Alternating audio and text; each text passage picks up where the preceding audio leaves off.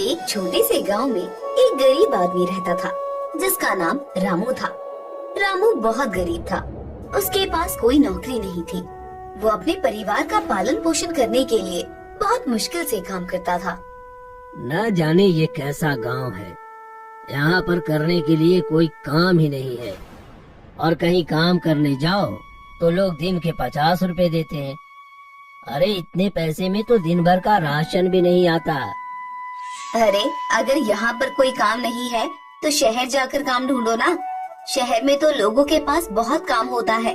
हमारे गांव से भी तो कितने लोग शहर में काम करने के लिए गए हैं। शहर की जिंदगी के बारे में तुम कुछ नहीं जानती। वहाँ पर अगर 20,000 भी कमाऊंगा ना तो आधे से ज्यादा पैसे तो वहाँ किराया और खाने पीने में खर्च हो जाएंगे। वहाँ पर रहने के लिए कमरा भी बहुत महंगा मिलता है। अब ना तो आपको गांव में काम मिल रहा है और ना ही शहर जाने के लिए आप मान रहे हैं, तो फिर ऐसे कैसे काम चलेगा। बच्चे बड़े हो रहे हैं, हमें उनके लिए भी तो कुछ करना है। तुम्हें क्या लगता है सरोज कि सिर्फ तुम्हें ही बच्चों की चिंता है? अरे बच्चों की चिंता मुझे भी है, लेकिन मुझे समझ में नहीं आ रहा है कि करूं क्या। अब मुझे बहुत भूख लग रही है, कुछ खाने के लिए है तो दे दो। खाने के लिए बस थोड़े से दाल चावल है, सिर्फ इतने ही बचे हैं। आज का राशन लेकर आना पड़ेगा। अच्छा ठीक है, खाना खाकर बाहर जाऊंगा और कोई काम ढूंढने की कोशिश करूंगा। रामू थोड़े से दाल चावल खाकर बाहर काम ढूंढने के लिए निकल जाता है। तभी उसे एक आदमी पर्ची बांटता हुआ दिखाई देता है। अरे भैया, ये किस चीज के पर्चे हैं? आप यहाँ पर क्या बांट रहे हो? भैया यहाँ पर एक ढाबा खुला है, तो ये उसी का पेम्पलेट है। अगर आपको भी ढाबे पर जाकर खाना खाना है तो जरूर जाइए। हमारे ढाबे पर बहुत अच्छा खाना मिलता है। अरे भाई, इधर मेरे पास राशन खरीदने के पैसे नहीं है, तो ढाबे पर जाकर खाना कहाँ से खाऊंगा। फिलहाल तो मैं कोई काम ढूंढ रहा हूँ जिससे मुझे थोड़े पैसे मिल जाएंगे तो मैं अपने परिवार के लिए राशन खरीद सकूं। तब तो आप बिल्कुल सही जगह पर आए हैं। ढाबा भी नया नया खुला है और वहाँ पर काम करने वाले लोगों की जरूरत भी है। ढाबा यहाँ से 2 गली छोड़ कर ही है, आप चले जाइए। हो सकता है कि वहाँ पर आपको कोई काम मिल जाए। ये सुनकर रामू बहुत खुश होता है और ढाबे पर पहुँच जाता है। भैया, अभी आपका जो आदमी ढाबे के पर्चे बांट रहा है ना, वो मुझसे मिला था। उसने कहा कि अभी ढाबा नया खुला है तो आपको काम करने वाले लोगों की जरूरत है, इसीलिए मैं यहाँ पर आया हूँ। मुझे कुछ काम चाहिए। ठीक है, लेकिन तुम ये बताओ कि तुम्हें क्या क्या करना आता है। अगर तुम्हें खाना बनाना आता है तो मेरे पास खाना बनाने वालों का भी काम है, और अगर तुम्हें वो नहीं आता है तो तुम मेरे यहाँ साफ सफाई का काम कर सकते हो। खाना बनाना तो मुझे नहीं आता, लेकिन साफ सफाई का काम मैं अच्छे से कर सकता हूँ। मुझे हर रोज के कितने पैसे मिलेंगे? देखो, हर रोज मैं तुम्हें 100 रुपए दूंगा, लेकिन सफाई तुम्हें अच्छे से करनी होगी। क्या पूरे दिन ढाबे में साफ सफाई करने के बाद सिर्फ 100 रुपए मिलेंगे? ये तो बहुत कम है सेठ जी। देखो, पैसे तो इतने ही मिलेंगे। अगर तुम्हें कम लगते हैं तो रहने दो भाई, यहाँ पर काम करने के लिए और भी बहुत लोग हैं। नहीं नहीं सेठ जी, मैं इतने में ही काम कर लूंगा। आपको किसी और को रखने की जरूरत नहीं है। रामू की मजबूरी थी, इसलिए वो इतने कम पैसों में काम करने के लिए भी तैयार हो जाता है। वो ढाबे में पूरा दिन साफ सफाई का काम करता है तो शाम को उसे 100 रुपए मिलते हैं। उन पैसों में वो घर पर राशन लेकर चला जाता है। ये लो सरोज, आज मेरी जो भी कमाई हुई थी उससे मैं ये थोड़ा दाल चावल और सब्जियां खरीद लाया। आज के राशन का तो इंतजाम हो गया, लेकिन अब कल के राशन का क्या करेंगे? आपको तो दिन के हिसाब से कम मिलता है। अगर हर रोज का काम होता तो ज्यादा चिंता नहीं होती। अरे तुम चिंता मत करो, अब मुझे नौकरी मिल गई है, इसलिए मुझे हर रोज के पैसे मिल जाएंगे। अब तुम्हें हर रोज के राशन की चिंता करने की जरूरत नहीं है। वो लोग शांति से खाना खा लेते हैं। अगले दिन रामू काम पर जाता है। वो सुबह से शाम तक ढाबे पर सफाई का काम करता है, लेकिन जब वो शाम को अपने पैसे लेने के लिए जाता है तो मालिक कहता है, अरे रामू, मैं तो तुम्हें बताना ही भूल गया। मैं तुम्हें नौकरी पर रखा है, इसलिए मैं तुम्हें हर रोज के हिसाब से पैसे नहीं दे पाऊंगा। महीने के पैसे एक बार दे दूंगा। लेकिन सेठ जी, मुझे मेरे घर पर राशन लेकर जाना है। मेरे पास बिल्कुल भी पैसे नहीं हैं। अगर मुझे पैसे नहीं मिले तो हमारे घर पर आज चूल्हा भी नहीं जल पाएगा। देखो, अगर ऐसी बात है तो तुम किसी से उधार ले लो और उसे बाद में पैसे चुका देना, लेकिन मैं तुम्हें हर रोज के पैसे नहीं दे पाऊंगा। सेठ जी, मेरी मजबूरी समझने की कोशिश कीजिए। मेरे घर पर खाना बनाने के लिए भी पैसे नहीं हैं। अरे तो तुम्हें तो कह रहा हूँ कि किसी से उधार ही ले लो। और वैसे भी अगर मैंने तुम्हें हर रोज के पैसे दिए तो तुम्हारा क्या भरोसा, तुम कब काम छोड़कर चले जाओ। लेकिन हाँ, अगर तुम कोई चीज मेरे पास गिरवी रख दो तो मैं तुम्हें पैसे दे सकता हूँ। अरे गिरवी रखने के लिए तो मेरे पास कुछ भी नहीं है सेठ जी। मैं बहुत गरीब आदमी हूँ। अरे ये गरीबी का राग अलापना बंद करो और चुपचाप काम करो, चलो। रामू के बार बार कहने पर भी उसका मालिक उसे पैसे नहीं देता, जिस वजह से उसे गांव के ठेकेदार से पैसे उधार लेने पड़ते हैं। देखो, मैं तुम्हें पैसे उधार दे रहा हूँ, लेकिन अगर तूने मेरे पैसे सही समय पर नहीं लौटाए तो अपना घर तुझे मेरे नाम पर करना होगा। मंजूर? जी, बिल्कुल भी चिंता मत कीजिए सेठ जी। मेरी पगार मिलते ही मैं आपको आपके पैसे चुका दूंगा। रामू ठेकेदार से पैसे उधार पर लेता है। इस तरह एक महीना बीत जाता है। रामू की पगार मिलने का दिन आ जाता है। मालिक, मुझे काम करते हुए 1 महीना बीत गया। अब तो आप मुझे महीने की पगार दे दीजिए। देखो, आज मेरे पास इतने पैसे नहीं हैं। तुम कल तक इंतजार करो, मैं कल तुम्हें पैसे दे दूंगा। लेकिन सेठ जी, मुझे ठेकेदार जी को पैसे देने हैं। अगर आज मैंने उनके पैसे नहीं लौटाए तो वो मेरा घर हड़प लेंगे। अरे एक दिन के लिए कोई किसी का घर थोड़ी ना हड़पता है। कुछ नहीं होगा, मैं कल तुम्हें तुम्हारे पैसे दे दूंगा।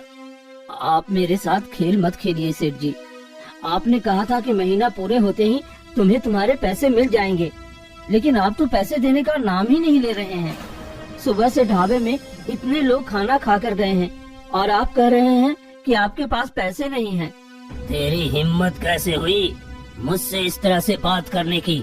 जा नहीं देता मैं तुझे तेरे पैसे। तुझे जो करना है कर ले। और अब तो मैं तुझे कभी पगार नहीं दूंगा और ना ही तुझे अब यहाँ पर काम करने आने की जरूरत है। आप ये बिल्कुल ठीक नहीं कर रहे हैं सेठ जी। एक गरीब के साथ छल करके बहुत बड़ा पाप कमा रहे हो।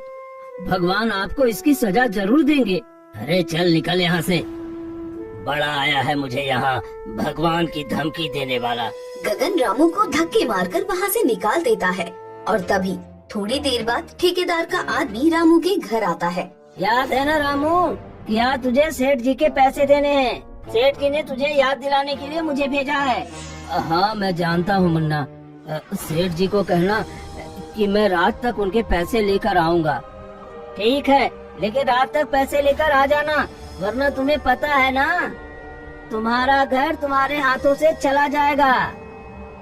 मुन्ना उनके दरवाजे पर खड़ा ही था। तभी रामू का एक पड़ोसी बिरजू वहाँ से गुजर रहा था। उसने जैसे ही मुन्ना को रामू के दरवाजे पर खड़ा देखा तो वो समझ गया कि पक्का कोई न कोई गड़बड़ जरूर है।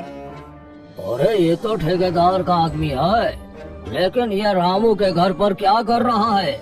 मुन्ना जैसे ही वहाँ से निकलता है तो बिरजू रामू के घर जाता है। अरे रामू, ये मुन्ना तुम्हारे घर पर क्या कर रहा था? तुमने ठेकेदार से कोई उधार लिया है क्या? हाँ भाई, उधार लिया तो था लेकिन चुका नहीं पाया। मेरे मालिक ने कहा था कि महीना पूरा होते ही तुझे तेरे पैसे दे दूंगा, लेकिन आज उसने पैसे देने से मना कर दिया और मुझे काम से भी निकाल दिया। अब अगर मैंने ठेकेदार को पैसे नहीं दिए तो वो मेरा घर हथिया लेगा। मुझे तो समझ में नहीं आ रहा है कि मैं पैसे कहाँ से लेकर आऊँ। अरे इस तरह परेशान मत हो, कोई न कोई तो हल जरूर मिल जाएगा। लेकिन पहले ये तो बता कि तुझे ठेकेदार को कितने पैसे देने हैं।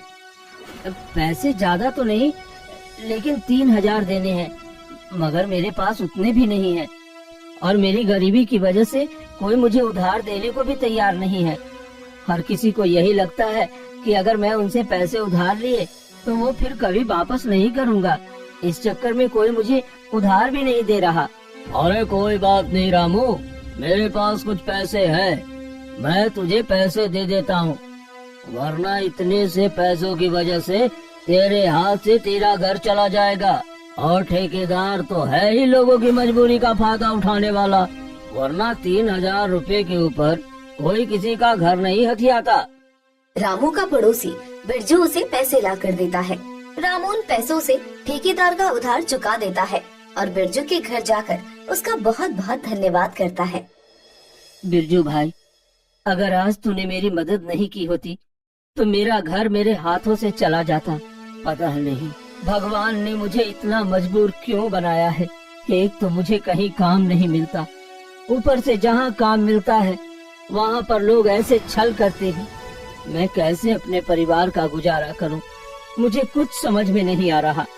और देख भाई बिरजू, ज्यादा परेशान मत हो, मैं तो कहता हूँ तू अपना कोई काम शुरू कर ले, इससे पैसे डूबने का खतरा भी नहीं रहेगा। लेकिन मुझे तो ज्यादा कुछ काम भी नहीं आता। पहले लकड़ी की फैक्ट्री में काम करता था, अब वो भी बंद हो गई। उसके अलावा मुझे कोई काम नहीं आता। अरे भाई, तूने इतने समय तक ढाबे पर काम किया और ढाबे का काम तो तू अच्छा चला सकता है, तो तू और भाभी जी मिलकर अपना ढाबा क्यों नहीं खोल लेते? उसमें तो मुनाफा भी अच्छा होता है। तुम्हारा कहना तो ठीक है बिरजू भाई, लेकिन मेरे पास इतने पैसे नहीं हैं कि मैं ढाबा खोलने के लिए कोई जगह किराए पर लूं, और काम शुरू करने के लिए भी तो पास में पैसा चाहिए ना। अभी ठेकेदार के पैसे ही मैं तुमसे लेकर चुका कर आया हूँ। अरे तुम चिंता मत करो रामू भाई, ढाबा खोलने के लिए तुम्हें कोई जगह किराए पर लेने की जरूरत नहीं है, बल्कि तुम अपने घर में ही ढाबे का काम शुरू करो और बाहर से ऑर्डर लेने भी शुरू करो। कितने लोगों को तुम अपने घर में बिठा सकते हो, उतने लोगों को बैठाओ और बाकी होम डिलीवरी करनी शुरू कर दो। धीरे धीरे शुरू करोगे तो काम अच्छा चल जाएगा। तुम ठीक कर रहे हो बिरजू भाई। वैसे भी तुम्हारी भाभी बहुत अच्छा खाना बनाती है और मुझे यकीन है कि उसके हाथ का खाना लोगों को बहुत पसंद आएगा। रामू घर जाकर अपनी पत्नी से इस बारे में बात करता है तो वो भी घर में ढाबा खोलने की बात से सहमत हो जाती है। अगर हमारा ही काम चल गया तो बहुत ही अच्छा हो जाएगा, तब तो आपको कहीं बाहर जाकर काम भी नहीं करना पड़ेगा। घर में थोड़े से दाल चावल और आलू रखे हैं, कल सुबह मैं दाल चावल और आलू का चोखा बना दूंगी और उन्हें ही बेचने की कोशिश करूंगी। अगर वो बिक गए तो उन पैसों से परसों का खाना बनाऊंगी। अगले दिन सुबह सुबह सरोज उठकर दाल चावल और आलू का चोखा बनाती है और अपने घर के बाहर ढाबे का एक बोर्ड लगा देती है। वो दोनों मिलकर अपने घर को अच्छी तरह साफ करके वहाँ पर टेबल चेयर लगा देते हैं। तभी खाने की खुशबू से कुछ लोग वहाँ पर आते हैं। अरे वाह, आपने तो बहुत ही अच्छा छोटा सा ढाबा बनाया है। ये तो बिल्कुल एक घर की तरह लग रहा है। जी, हमारा घर ही है। हमारे पास ढाबा खोलने के लिए अलग से जगह नहीं थी, इसलिए हमने अपने घर पर ही ढाबा खोल लिया। वैसे ये बहुत ही अच्छा आइडिया है, इससे लोगों को घर की कमी भी महसूस नहीं होगी और मुझे यहाँ बैठकर बिल्कुल अपने जैसा घर का एहसास भी हो रहा है। और आपके बनाए हुए खाने की खुशबू भी बिल्कुल घर के खाने के जैसी है। लोगों को उनके घर में खोला हुआ ढाबा बहुत ही पसंद आता है और वहाँ से गुजरने वाला हर व्यक्ति एक बार तो उनके ढाबे पर खाना खाने आता ही है। देखो सरोज, आज हमें बाहर से भी ऑर्डर मिला है। 2 प्लेट दाल मखनी, 2 प्लेट पनीर बटर मसाला और नान का ऑर्डर आया है। ये सब तो तैयार ही है, बस मैं अभी गर्मा गर्म नान बना कर दे देती हूँ। सरोज जल्दी से गर्मा गर्म नान बना देती है और रामू खाने को डिलीवर करने चला जाता है। तभी उसके ढाबे के पुराने मालिक की नजर उस पर पड़ती है। अरे ये तो वही रामू है, लेकिन ये इतना सारा खाना लेकर जा कहाँ रहा है? इसने किसी दूसरे ढाबे पर काम करना शुरू किया है क्या? अरे नहीं साहब, रामू ने किसी दूसरे ढाबे पर काम करना शुरू नहीं किया, बल्कि उसने तो अपने घर को ही एक ढाबा बना दिया है। और उसकी पत्नी बहुत स्वादिष्ट खाना बनाती है और उसका ढाबा बहुत अच्छा चल रहा है। अच्छा, लेकिन मेरे ढाबे के सामने इसका ढाबा ज्यादा दिन तक टिक नहीं पाएगा। और वैसे भी इसके छोटे से घर में इतना ही बड़ा ढाबा बन पाया होगा, हाँ? और कुछ ही लोगों के बैठते ही वहाँ तो जगह भी भर जाती होगी। ये बोलकर गगन रामू का मजाक उड़ा देता है। लेकिन कुछ समय बाद उसके ढाबे पर जाने वाले सब ग्राहक रामू के ढाबे पर जाकर खाना खाने लगते हैं, क्योंकि एक तो वो खाना स्वादिष्ट भी बनाते थे और दूसरा उनके खाने का दाम भी बहुत कम था। अरे अच्छा हुआ रामू भाई जो आपने अपना ढाबा खोल लिया, वरना बाकी ढाबे वालों ने तो बहुत लूट मचा रखी है। जहाँ आप एक प्लेट खाना 30 रुपए में देते हो, वही खाना वो लोग 80 रुपए में देते हैं। भैया, हम अपने मुनाफे के साथ साथ लोगों का भी फायदा देखते हैं। लोगों को इतना खाना बेचकर हम मुनाफा तो कमा लेंगे, लेकिन फिर यहाँ पर कोई गरीब खाना खाने नहीं आ पाएगा। मैं खुद एक गरीब आदमी हूँ और गरीब की भूख समझता हूँ साहब, इसलिए खाने का दाम उतना ही रखता हूँ जिसमें ना तो मेरा नुकसान हो और ना ही ग्राहकों के लिए महंगा हो। वाह भाई साहब, अगर हर इंसान की सोच आपके जैसी हो जाए तो ये दुनिया बहुत सुंदर हो जाएगी। लेकिन अफसोस, हर इंसान आज के समय में केवल अपने फायदे के लिए ही सोचता है, दूसरों के लिए कोई नहीं सोचता। रामू के ढाबे के अच्छे और सस्ते खाने और उनके अच्छे व्यवहार के चलते हर कोई उनके ढाबे पर जाकर ही खाना खाता था, जिस वजह से गगन के ढाबे पर लोगों ने जाना ही बंद कर दिया, जिस वजह से उसका काम बिल्कुल ठप पड़ गया। अरे उस रामू के चक्कर में मेरा ढाबा बंद हो गया। मुझे कुछ भी करके उसका ढाबा बंद करवाना होगा, वरना मेरा काम दोबारा नहीं चल पाएगा। अरे मालिक, कुछ गुंडों को उसके पास भेजकर उसे धमकी दिलवा दो। अरे वो इतना डरपोक है कि डरकर ही काम बंद कर देगा। गगन को छोटू की बात में दम लगता है और वो कुछ गुंडों को पैसे देकर गगन के पास भेज देते हैं। अरे शाणे, चल हफ्ता निकाल। माफ करना सर, लेकिन हमारे यहाँ ऐसी कोई डिश नहीं मिलती। अरे खुद को ज्यादा समझता है क्या, हाँ? अरे हफ्ते का मतलब हमारा हफ्ता दे, 20,000 रुपए चाहिए हमें। हाँ, और अगर तूने हमें वो पैसे नहीं दिए तो तेरा पूरा घर तोड़ दूंगा, क्या समझे? अरे ऐसे कैसे तुम मेरा ढाबा तोड़ दोगे? दादागिरी है क्या? और दादागिरी तो हमने अब तक तुझे दिखाई ही नहीं। अच्छा चल, हमें हफ्ता मत दे, लेकिन कल से तेरा ये ढाबा खोलना नहीं चाहिए, क्या समझे? अगर ये ढाबा खुल गया तो तेरा हम जो हाल करेंगे ना, वो तो सपने में भी नहीं सोच सकता। इसलिए कल ढाबा खोलने से पहले अच्छी तरह सोच लेना, क्या समझा? वो गुंडे रामू को धमकी देकर चले जाते हैं। उन्हें लगता है कि उनकी धमकी से डरकर रामू अगले दिन ढाबा नहीं खोलेगा, लेकिन अगले दिन रामू का ढाबा खुला होता है, जिसे देखकर गगन का खून खौल उठता है। तुम लोग किस काम के हो जब तुम एक डरपोक इंसान को भी नहीं डरा पाए? तुम्हारी चेतावनी देने के बावजूद भी उसकी हिम्मत कैसे हो गई ढाबा खोलने की? और सेठ जी, आजकल बातों से कौन डरता है? अगर उसे 2-4 लगवा दिए होते तो ढाबा खोलने की हिम्मत भी नहीं करता। अरे तो खड़े खड़े मेरा मुंह क्या देख रहे हो? जाओ और जाकर पेश कराओ उसे। अरे सेठ जी, आप भी ना बहुत भोले हो। अरे उसे पेटना है तो पहले हमें पैसा तो दो। आपको तो पता है ना, हम कोई काम फ्री में नहीं करते। वैसे तो तुमने कल भी लिए थे पैसे, लेकिन काम तो हुआ नहीं। आज मैं खुद तुम्हारे साथ चलूंगा और जब तक अपनी आंखों से तुम्हें उसे पीटते हुए नहीं देख लूंगा, तब तक तुम्हें एक फूटी कौड़ी नहीं मिलेगी। गगन उन गुंडों के साथ रामू के ढाबे पर जाता है और उसे धमकी देने लगता है। देख रहा हूँ, कल मेरे आदमियों ने तुझे बहुत प्यार से समझाया था, लेकिन अब हम तुझे प्यार से नहीं समझाएंगे। अभी भी वक्त है, इस ढाबे को बंद कर, वरना अच्छी तरह तेरी खातिरदारी होगी। अच्छा, तो इन दोनों को आपने भेजा था? मुझे पहले ही लग रहा था कि इसके पीछे आपका ही हाथ होगा। लेकिन आप मेरी भी बात सुन लीजिए सेठ जी, मैं अपना ढाबा बंद नहीं करूंगा। आपको जो करना है आप कर लीजिए। अच्छा, तो इसका मतलब है तू बिना पीटे नहीं मानेगा, है ना? ए, तुम दोनों इसे तब तक मारो जब तक कि ये ढाबा बंद करने के लिए मान न जाए। इस पर बिल्कुल भी तरस खाने की जरूरत नहीं है। बस बहुत हो गया सेठ जी, हम लोग गरीब हैं, इसका मतलब ये नहीं कि आप हम पर इस तरह से अत्याचार करेंगे। हमने इस ढाबे को बहुत मेहनत से बनाया है। आप अभी के अभी यहाँ से चले जाइए, वरना मैं पुलिस को आपकी कंप्लेन कर दूंगी। गगन सरोज को धक्का दे देता है और वो गुंडे रामू को पीटना शुरू कर देते हैं। तभी उनके ढाबे में बैठा एक आदमी उठकर उनके पास आता है और एक थप्पड़ में ही दोनों गुंडों को ढाबे से बाहर फेंक देता है। अरे बड़ा शौक है ना गरीबों पर अत्याचार करने का, लेकिन कोई बात नहीं, तुझे तो अब मैं बताऊंगा। अरे तुम कौन हो और क्यों हमारे मामले के बीच में आ रहे हो?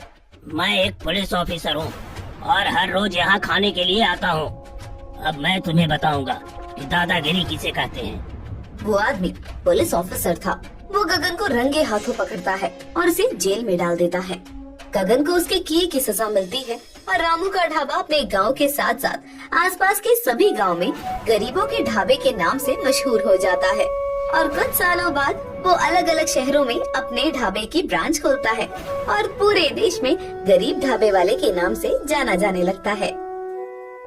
ये कहानी है घमंडी रानी। एक समय की बात है, एक बड़े और समृद्ध राज्य में एक रानी रहती थी। उसका नाम रानी इंदु था। रानी इंदु बहुत ही सुंदर और बुद्धिमान थी, लेकिन वो बहुत घमंडी भी थी। रानी इंदु को अपने सौंदर्य और बुद्धिमता पर बहुत ही गर्व था। वो हमेशा अपने दरबारी और प्रजा के सामने अपने सौंदर्य और बुद्धिमता का प्रदर्शन करती थी। एक दिन रानी इंदु ने अपने दरबार में एक बड़ा समारोह आयोजित किया। उसने अपने सभी दरबारियों और प्रजा को समारोह में आमंत्रित किया था। समारोह में रानी इंदु ने अपने सौंदर्य और बुद्धिमता का प्रदर्शन किया। उसने अपने दरबारियों और प्रजा के सामने अपने ज्ञान और कौशल का प्रदर्शन किया। लेकिन जब रानी इंदु अपने समारोह को समाप्त करने वाली थी, तो एक अज्ञात व्यक्ति ने उसके दरबार में प्रवेश किया और व्यक्ति का नाम था विक्रम। रानी इंदु, तुम बहुत ही घमंडी हो। तुम्हें लगता है कि तुम सबसे बुद्धिमान और सुंदर हो, लेकिन मैं तुम्हें एक चुनौती देता हूँ। अगर तुम मेरी चुनौती को स्वीकार करोगी, तो मैं तुम्हें दिखाऊंगा कि तुम वास्तव में कितनी बुद्धिमान और सुंदर हो। तुम्हारी हिम्मत कैसे हुई मुझे ये सब कहने की? लेकिन कोई बात नहीं, मैं तुम्हारी चुनौती को स्वीकार करती हूँ। परंतु अगर मैं जीत गई, तो तुम्हें मेरे दरबार में हमेशा के लिए रहना होगा। मैं तुम्हारी शर्त को स्वीकार करता हूँ इंदु, लेकिन अगर मैं जीत गया तो तुम्हें मेरे साथ आना होगा और मेरी बात माननी होगी। मैं तुम्हारी शर्त को स्वीकार करती हूँ, लेकिन मैं तुम्हें पहले ही बता दूँ कि मैं ही जीतने वाली हूँ। मेरी बुद्धिमता के सक्षम तुम कुछ भी नहीं हो। रानी इंदु, मैं तुमसे एक प्रश्न पूछूंगा। अगर तुम उसका सही उत्तर दे सकोगी तो तुम जीत जाओगी, लेकिन अगर तुम उसका उत्तर नहीं दे सकोगी तो तुम हार जाओगी। ठीक है, मैं तैयार हूँ, पूछो अपना प्रश्न। मेरा प्रश्न ये है, अगर तुम्हें एक ऐसा उपहार दिया जाए जो तुम्हारे लिए बहुत ही अनमोल है, लेकिन उस उपहार की एक ऐसी शर्त हो जो तुम्हारे राज्य को खतरे में डाल सकती है, तो तुम क्या करोगी? रानी इंदु ने विक्रम को देखा और सोच में पड़ गई। वो इस प्रश्न का उत्तर नहीं जानती थी कि क्या वो इस उपहार को स्वीकार करेगी या नहीं। विक्रम, तुम मुझे पहले बताओ कि वो क्या उपहार है? क्या है वो अनमोल चीज जो मुझे उपहार में मिलेगी? अगर तुम मुझे उसका उत्तर दोगे, तभी मैं तुम्हें इस प्रश्न का उत्तर दूंगी। ठीक है रानी इंदु, मैं तुम्हें बताता हूँ। उस उपहार में ऐसा अमृत है जो तुम्हें कभी बूढ़ा नहीं होने देगा। तुम उसे पीने के बाद हमेशा के लिए जवान हो जाओगी। क्या ऐसा अमृत वास्तव में है? अगर मैं उसे पी लूं, तो मैं कभी बूढ़ी नहीं होंगी। हाँ रानी इंदु, ये अमृत वास्तव में है। अगर तुम उसे पी लोगी तो तुम हमेशा हमेशा के लिए जवान हो जाओगी। वाह, ये तो बहुत ही आकर्षक है। मुझे वो अमृत चाहिए, लेकिन उस अमृत की क्या कीमत है? उपहार की कीमत तो मैंने पहले ही तुम्हें बता दी थी कि उस उपहार के बदले तुम्हारा राज्य खतरे में पड़ जाएगा। तुम्हारे कहने से ऐसा कुछ नहीं होने वाला। मुझे ये मंजूर है, लेकिन आप मुझे वो अमृत ला कर दो जिससे मैं कभी बूढ़ी नहीं होंगी और हमेशा के लिए जवान हो जाऊंगी। ठीक है रानी इंदु, मैं तुम्हारे लिए वो अमृत लेकर आऊंगा, लेकिन तुम्हें याद रखना होगा कि तुमने इसकी कीमत पहले से ही स्वीकार कर ली है। विक्रम ने अपने आसपास से एक छोटा सा बक्सा निकाला और उसे रानी इंदु के सामने रख दिया। रानी इंदु ने उस बक्से को खोला और उसमें से एक छोटा सा घड़ा बाहर निकाला। ये है वो अमृत, मैं इसे पीकर हमेशा के लिए जवान हो जाऊंगी। राजा क्षितिज ने रानी इंदु को टोकते हुए कहा, बस बहुत हो गया रानी। अगर इस अमृत के पीने की वजह से हमारा राज्य सचमुच खतरे में पड़ गया तो हम क्या करेंगे? ऐसा कुछ नहीं होगा राजन। भला मेरे अमृत पीने से राज्य कैसे खतरे में पड़ सकता है? आप इसकी बातों में बताइए, राज्य को कुछ नहीं होगा। बात को समझने की कोशिश कीजिए रानी इंदु। जो व्यक्ति आपको ऐसा अमृत दे सकता है जिससे आप कभी बूढ़ी ना हो, वो व्यक्ति कुछ भी कर सकता है। इसे मत पीजिए। लेकिन रानी इंदु ने राजा की बात नहीं सुनी। रानी इंदु ने उस घड़े को उठाया और उसमें से अमृत पीने लगी। जैसे ही उसने अमृत पिया, उसके चेहरे पर एक अजीब सी चमक आई। ठीक है रानी इंदु, अब तुम हमेशा के लिए जवान हो गई हो, लेकिन तुम्हें याद रखना होगा कि तुमने इसकी कीमत पहले से ही स्वीकार कर ली और तुम्हें वो अब कीमत चुकानी होगी। रानी, तुमने मेरी बात नहीं सुनी। अब हमारा राज्य खतरे में पड़ जाएगा। राजन, आप चिंता मत करो। मैंने जो किया है वो मेरे लिए सही था। मैं अब कभी बूढ़ी नहीं होंगी और हमेशा के लिए जवान रहूंगी। और बात रही राज्य की, तो आप चिंता मत कीजिए। मैंने कहा ना, राज्य को कुछ नहीं होने वाला। तभी अचानक से राज्य के बाहर से एक बड़ा शोर सुनाई दिया। ये कैसी आवाज है? बाहर क्या हो रहा है? सैनिकों, जरा देख कर आओ कि ये कैसी आवाज है। जी महाराज, मैं जाकर देखता हूँ। सैनिक बाहर गया और कुछ ही पलों में वापस आ गया। महाराज, ये तो बहुत बड़ा हमला है। हमारे राज्य पर मालवा राज्य ने हमला कर दिया है। उसके सैनिक हमारी सीमाओं पर खड़े हैं और हमारे राज्य पर हमला करने की तैयारी कर रहे हैं। मालवा राज्य, ये तो बहुत बड़ा खतरा है। हमें जल्दी से जल्दी अपने सैनिकों को तैयार करना होगा और उनका सामना करना होगा। तभी दरबार में खड़ा विक्रम अपना रूप बदलकर मालवा राज्य के राजा का रूप ले लेता है। उसे देखकर सब चौंक जाते हैं। मैं मालवा राज्य का राजा होने के साथ साथ एक जादूगर भी हूँ। मैं आज तक तुम्हारे राज्य को जीत नहीं पाया, लेकिन मैं जानता था कि रानी इंदु को खुद की बुद्धिमत्ता और सौंदर्य पर बहुत घमंड है। अगर मैं उस पर तंज कसूंगा तो वो अहंकार में आकर मेरी शर्त जरूर मानेगी और मैं उसे फंसाकर ऐसा वचन ले लूंगा। और रानी ने ऐसा ही किया। विक्रम ने राजा क्षितिज की ओर देखा और कहा, राजा क्षितिज, अब तुम अपने राज्य को मुझसे नहीं बचा सकते। तुम्हारी रानी ने मेरी शर्त स्वीकार कर ली है और अब तुम्हारा राज्य मेरे अधीन होगा। राजा क्षितिज और रानी इंदु दोनों ही विक्रम की बात सुनकर चौंक गए। राजा विक्रम ने अपनी प्रजा के साथ मिलकर राजा क्षितिज के राज्य पर हमला कर दिया। दोनों पक्षों के बीच भयंकर युद्ध हुआ। राजा क्षितिज ने अपनी सेना के साथ लड़ाई लड़ी, लेकिन राजा विक्रम की सेना बहुत ही मजबूत थी। राजा क्षितिज की सेना धीरे धीरे कमजोर होने लगी और अंत में उन्हें युद्ध में हरा दिया गया। अब तुम मेरे अधीन हो और तुम्हें मेरी हर बात माननी होगी। तुमने मेरे साथ छल किया है राजा विक्रम, लेकिन मैं तुम्हें बता दूं कि मैं अपने राज्य को वापस लेने के लिए किसी भी हद तक जाने को तैयार हूँ। अब तुम लोगों को यहाँ से जाना होगा। तुम्हारा राज्य अब मेरा हिस्सा है और मैं तुम्हें यहाँ नहीं रहने दूंगा। तुम हमें यहाँ से नहीं निकाल सकते। ये हमारा राज्य है और हम यहाँ से नहीं जाएंगे। तुम मुझे चुनौती दे रहे हो? तुम्हें पता नहीं है कि मैं कितना शक्तिशाली हूँ? चुपचाप चले जाओ यहाँ से, और अगर तुम आज के बाद मुझे यहाँ दिखाई दिए तो तुम्हें मृत्यु दंड दे दिया जाएगा। राजा ने अपने सैनिकों को बुलाया और उन्हें राजा क्षितिज और रानी इंदु को राज्य से निकालने का आदेश दिया। राजा क्षितिज और रानी इंदु को धक्के देकर राज्य से निकलवा दिया गया। राजा क्षितिज रानी इंदु को लेकर राज्य से बाहर जंगल की एक गुफा में जाकर छुप गया। वो बहुत ही क्रोधित था। ये सब तुम्हारी वजह से हुआ है। तुमने अपने अहंकार की वजह से मेरा राज्य मुझसे छीन लिया। तुम खुद को बहुत बुद्धिमान समझती थी, लेकिन तुम्हारी वजह से आज मेरा राज्य मेरे हाथों से निकल गया। मैंने कुछ गलत नहीं किया है। आपको मुझ पर इस तरह क्रोध करने का कोई अधिकार नहीं है। आप भी इतने शक्तिशाली नहीं थे कि दूसरे राज्य का सामना कर पाते। इसी कारण से आपके हाथों से आपका राज्य चला गया। मुझे तो आश्चर्य हो रहा है कि तुम अभी भी अपनी गलती नहीं स्वीकार करती। तुम अभी भी अपने अहंकार पर अड़े।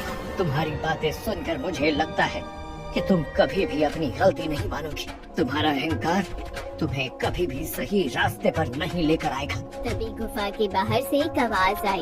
ये एक अनजान व्यक्ति की आवाज थी। वो व्यक्ति गुफा के अंदर आया और राजा क्षितिज और रानी इंदु को देखा। तुम दोनों कौन हो और यहाँ मेरी गुफा में क्या कर रहे हो?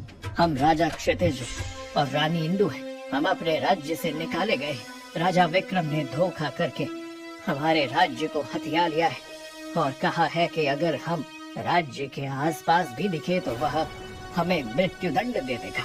इसलिए हम यहाँ छुपे हुए हैं। तुम चिंता मत करो, मैं तुम्हें तुम्हारा राज्य वापस लेने में मदद कर सकता हूँ। वास्तव में तुम हमें हमारा राज्य वापस लेने में मदद कर सकते हो? हाँ, मैं तुम्हारी मदद कर सकता हूँ, परंतु इसके लिए तुम्हें मेरी बात माननी होगी और मेरे साथ चलना होगा। हमें तुम पर भरोसा क्यों करना चाहिए? हमें क्या पता तुम कौन हो और तुम्हारी मंशा क्या है। मुझे तो तुम पर जरा भी भरोसा नहीं। तुम्हारा सोचना उचित है, लेकिन तुम चिंता मत करो। तुम मुझ पर भरोसा कर सकती हो। मेरा नाम वीर है और मैं एक योद्धा हूँ। मैंने कई लड़ाइयाँ लड़ी हैं और तुम्हारे साथ धोखा हुआ है, इसलिए मैं तुम्हारी मदद करने के लिए तैयार हूँ। ठीक है, हम तुम पर भरोसा करते हैं। हम तुम्हारे साथ चलेंगे और तुम्हारी बात मानेंगे। मैं तुम पर भरोसा नहीं करती। तुम बहरूपी हो। मैं इतनी बुद्धिमान हूँ कि मुझे पता लग गया है कि तुम हमें छलने आए हो। राजा क्षितिज भोले हैं, लेकिन मैं भोली नहीं हूँ। हमें तुम्हारी मदद की कोई जरूरत नहीं। हम अपने आप ही अपना राज्य वापस ले सकते हैं। रानी जी, मैं समझता हूँ कि आप वीर पर संदेह कर रही हैं, लेकिन हमें उनकी मदद की जरूरत है। हम अपने आप ही अपने राज्य को वापस नहीं ला सकते। नहीं, मैं आपकी बात नहीं मानती। मैं वीर पर भरोसा नहीं करती। हमें उनकी मदद की कोई जरूरत नहीं है। ठीक है रानी जी, अगर आप मुझ पर भरोसा नहीं करती हैं तो मैं आपके साथ नहीं जाऊंगा। लेकिन मैं आपको बता दूं कि मेरी मदद के बिना आप कभी अपने राज्य को वापस नहीं ले पाएंगे और अंत में एक दिन आपको मदद के लिए मेरे पास ही आना पड़ेगा। आपके अहंकार की वजह से पहले ही बहुत कुछ बिगड़ चुका है, लेकिन जब तक सर्वनाश नहीं होगा तब तक आपका अहंकार भी खत्म नहीं होगा। वीर वहाँ से चला गया और राजा क्षितिज और रानी इंदु को अपने अहंकार के साथ अकेला छोड़ दिया। कुछ महीने बीत गए और रानी इंदु ने एक पुत्र को जन्म दिया। वो बहुत खुश थी और उसने अपने पुत्र का नाम राजकुमार विजय रखा। राजा क्षितिज और रानी इंदु ने गुफा में ही अपने पुत्र विजय का पालन पोषण किया। धीरे धीरे विजय बड़ा हुआ और 15 साल का हो गया। एक दिन विजय ने अपने पिता राजा क्षितिज से पूछा, पिताजी, जंगल में हमारे अलावा कोई और इंसान क्यों नहीं रहता?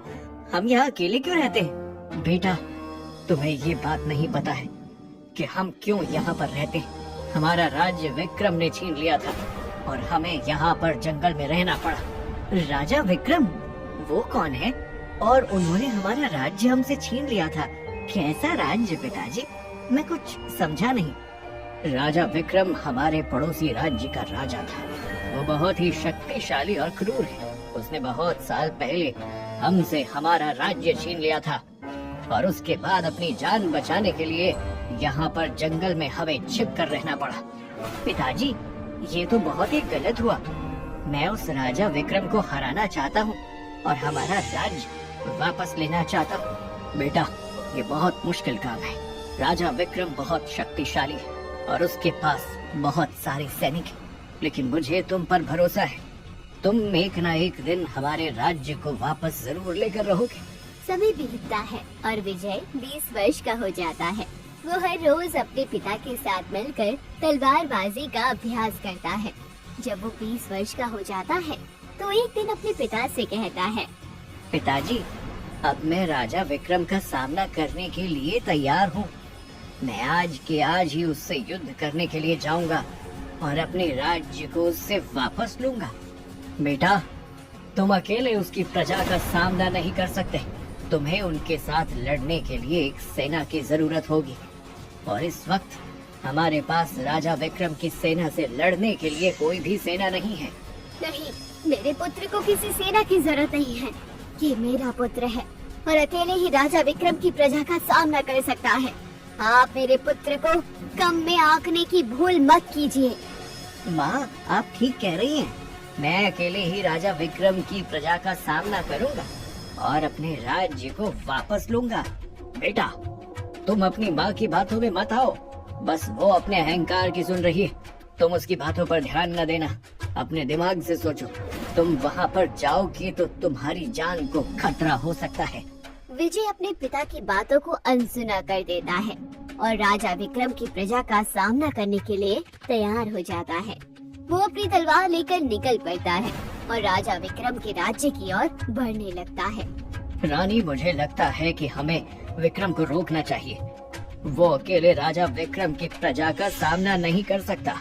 नहीं राजा जी, मेरे पुत्र को किसी की जरूरत नहीं है। वो अकेले ही राजा विक्रम की प्रजा का सामना कर सकता है। लेकिन रानी जी, ये बहुत बड़ा खतरा है। हमें विक्रम को रोकना चाहिए। लेकिन रानी इंदु अपने पुत्र के बारे में अपने अहंकार के कारण कुछ नहीं सुनना चाहती थी। विजय राजा विक्रम के राज्य में प्रवेश करता है और वहाँ के लोगों से मिलता है। वो उन्हें बताता है कि वो राजा विक्रम की प्रजा का सामना करने आया है और अपने राज्य को वापस लेना चाहता है। जैसे ही राजा विक्रम को ये बात पता चलती है कि राजा विक्रम क्षितिज का पुत्र है, वो उसे बंदी बनवा लेता है और सीधे मृत्यु दंड दे देता है। ये बात जब रानी इंदु को और राजा क्षितिज को पता चलती है तो वो रो रो कर उनका बहुत बुरा हाल हो जाता है। राजा क्षितिज का गुस्सा रानी इंदु पर बरस पड़ता है। तुम्हारे अहंकार के कारण हमारे पुत्र की जान चली गई।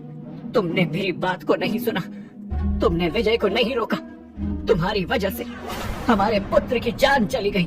मुझे माफ कर दीजिए राजा, मुझसे बहुत बड़ी गलती हो गई। मेरे कारण मेरा पुत्र मारा गया। मुझे तुम्हारी कोई बात नहीं सुननी। मुझे मेरा पुत्र चाहिए। यदि तुमने मुझे मेरा पुत्र लाकर नहीं दिया तो मैं इस गुफा के पत्थरों पर सिर पटक पटक कर अपनी जान दे दूंगा। राजा, मुझे माफ कर दीजिए। मैं अपने पुत्र को वापस लाने के लिए कुछ भी करूंगी। मैं वीर को ढूंढने जाऊंगी और हमारे पुत्र को वापस लाने के लिए कहूंगी। वीर? वही वीर जिसे तुमने पहले भी ठुकरा दिया था।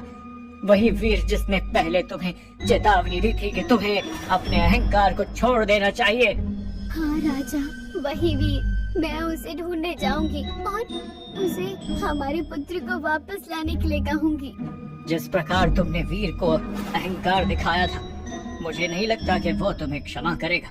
लेकिन तुम्हें उसके पास जाना ही पड़ेगा और हमारे पुत्र को वापस जीवित करना ही पड़ेगा, वरना मैं जान दे दूंगा।